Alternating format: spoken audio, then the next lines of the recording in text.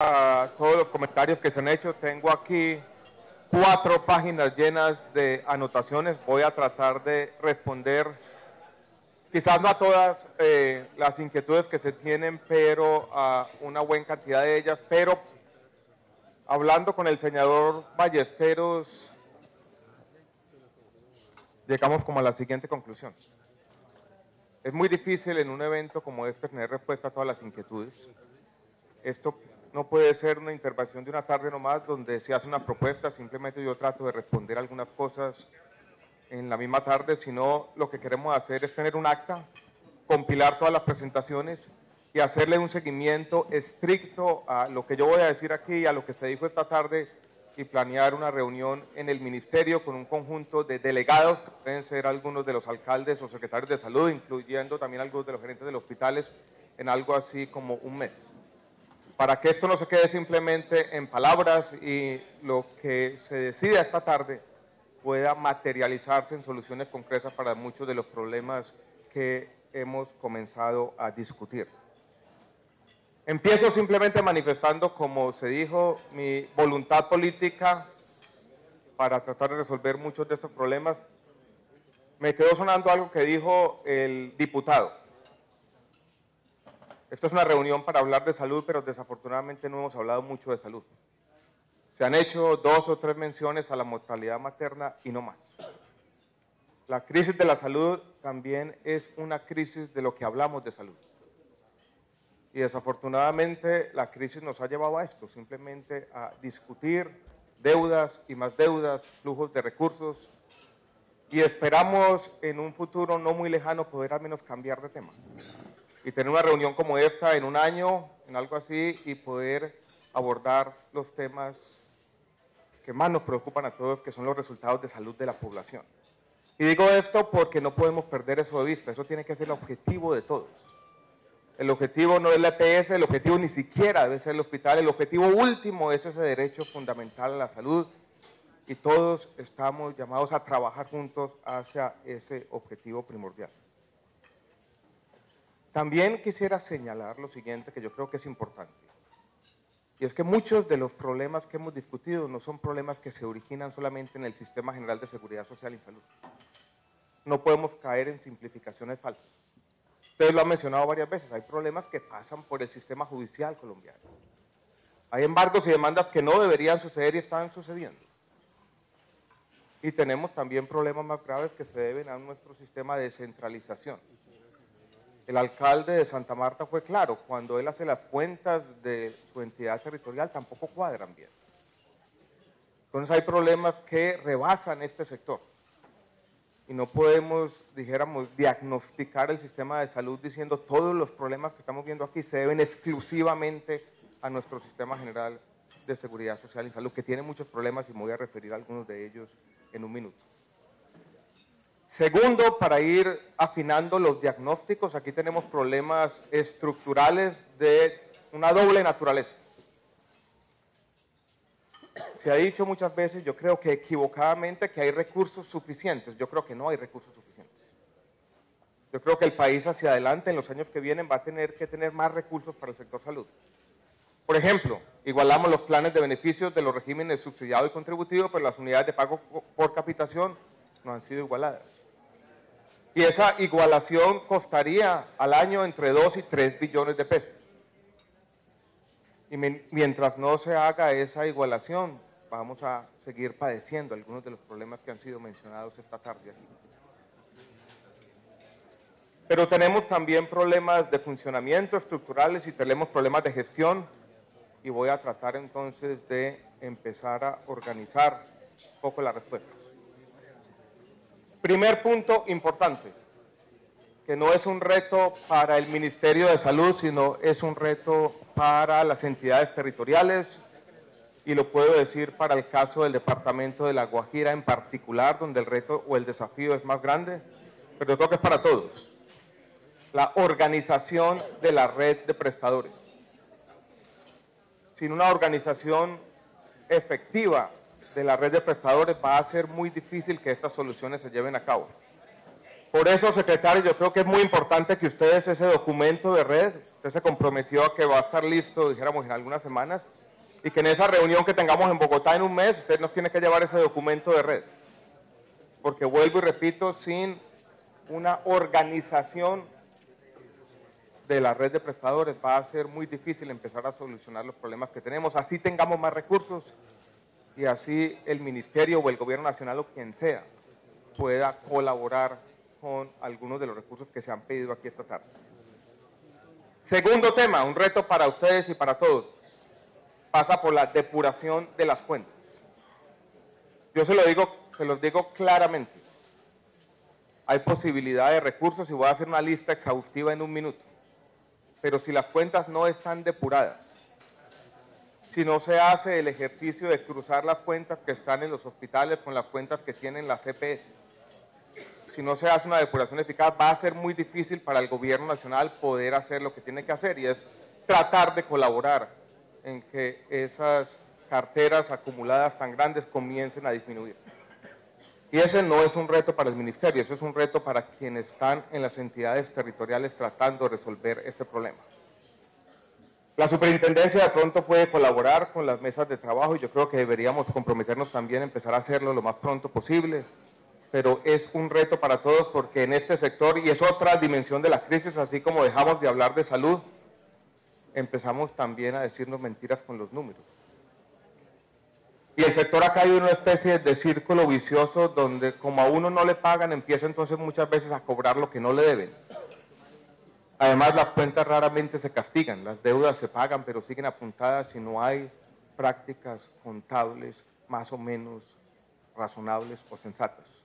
Entonces, señores, mi llamado como representante del Gobierno Nacional, como Ministro de Salud y Protección Social, es que tenemos que volvernos serios con las cuentas, y esa depuración y reconciliación de cuentas es una tarea fundamental para empezar a resolver este problema. Sin una depuración de cuentas va a ser muy difícil, vuelvo y repito, para el ministerio poder hacer lo que ustedes nos están pidiendo encarecidamente. Viene entonces el tema de los recursos. ¿Y dónde están los recursos?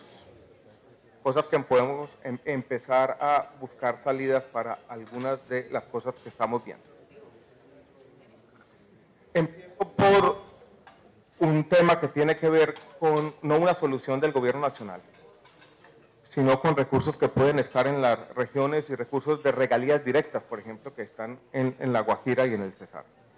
El Departamento Nacional de Planeación ha dado una autorización para que se utilicen las regalías directas para la cancelación de algunos de estos pasivos. Entonces ahí hay una primera fuente importante. La segunda, ya la han mencionado ustedes aquí, tiene que ver con las cuentas maestras. No quería hacer aquí una contabilidad muy exhaustiva, pero les voy a mostrar unos números que estuve tratando de anotar mientras se hacían las presentaciones, que son números interesantes. Las deudas totales apuntadas por la República que todavía no están depuradas suman aproximadamente 280.000 millones de pesos.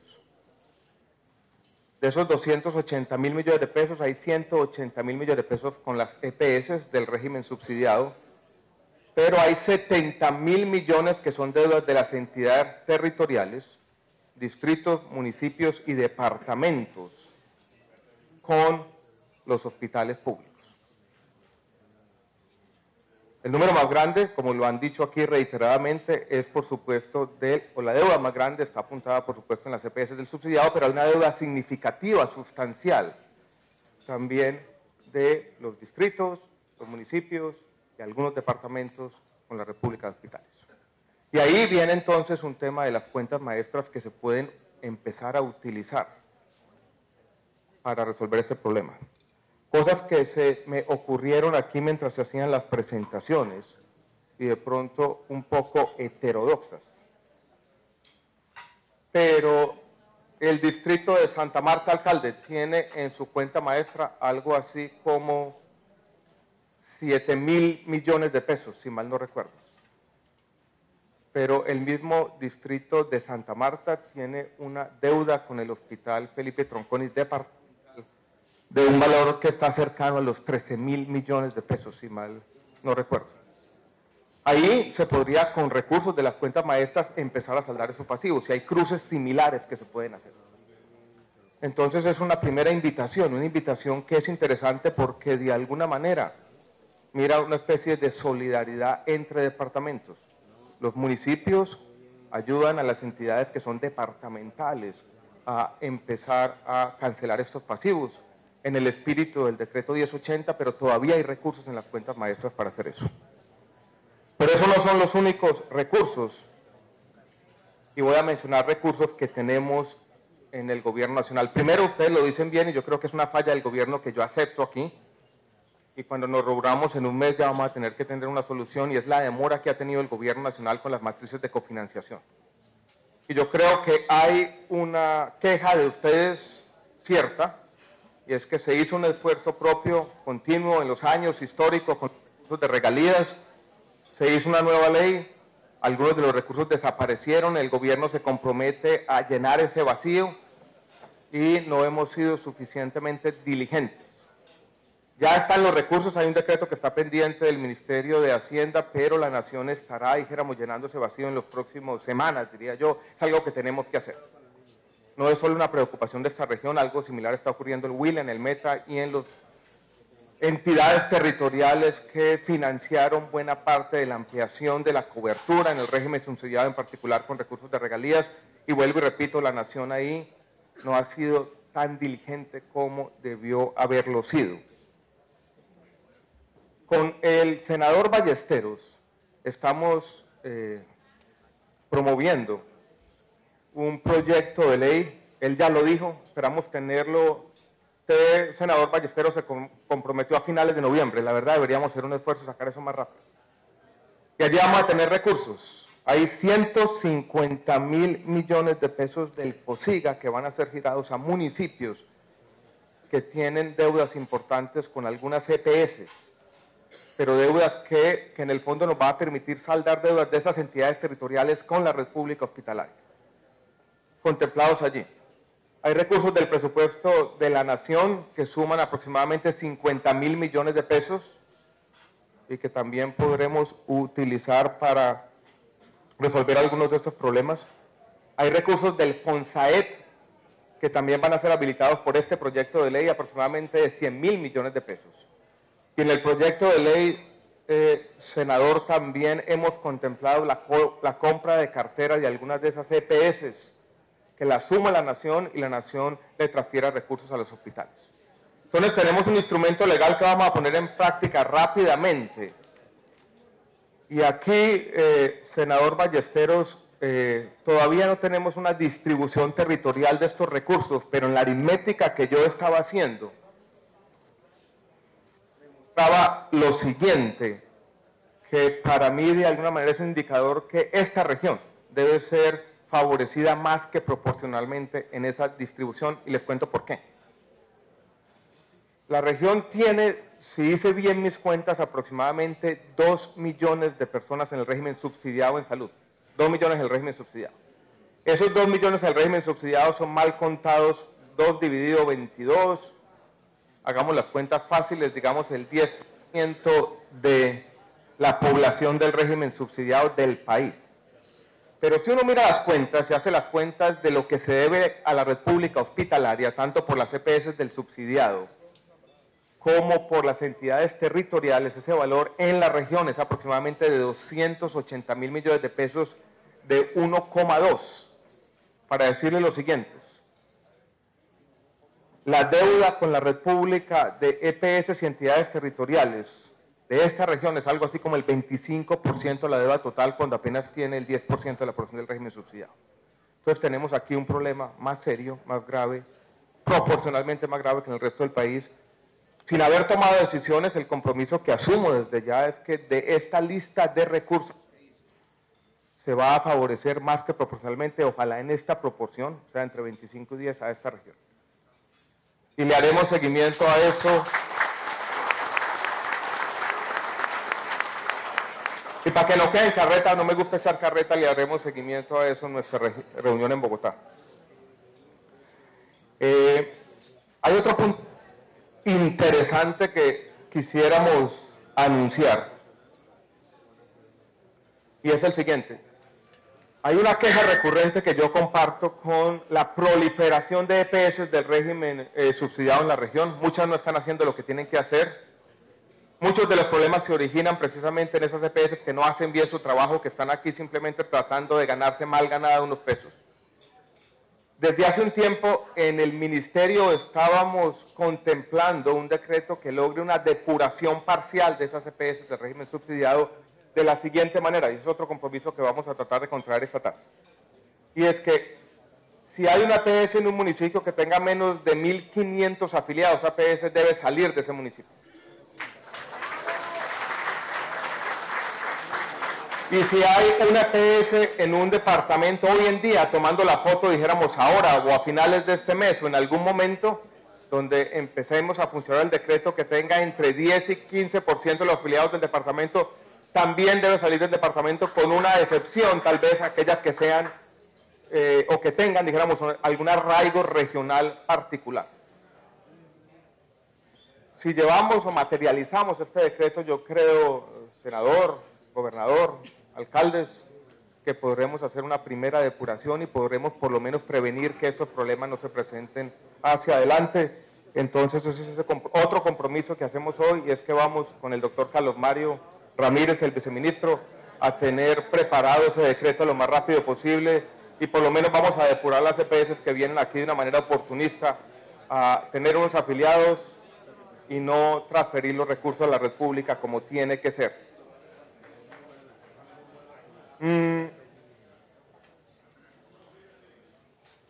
Hay una serie de preocupaciones más de fondo, más complejas, que no van a tener, dijéramos, una solución definitiva. Me refiero a tres de ellas. Una tiene que ver con la forma de contratación del recurso humano. Se está promoviendo un decreto con el Ministerio de Trabajo. Y estamos en una conversación entre el Ministerio de Salud y el Ministerio de Trabajo, y tenemos una pequeña diferencia que tendremos que saldar en las próximas semanas. El Ministerio de Trabajo quiere que aplique el Código Sustantivo de Trabajo. Nosotros en el Ministerio de Salud queremos crear una categoría especial de empleados públicos. Nos preocupa un poco la aplicación del Código Sustantivo de Trabajo. ¿Por qué? Y lo digo tal vez sincera y desprevenidamente. No pasó nada. Porque aplicando el Código Sustantivo de Trabajo podrían aplicar las convenciones, que todos se volvieran trabajadores oficiales, entre comillas, y la verdad sería muy difícil mantener la viabilidad financiera de las instituciones si aplicaran las convenciones hoy como están concebidas.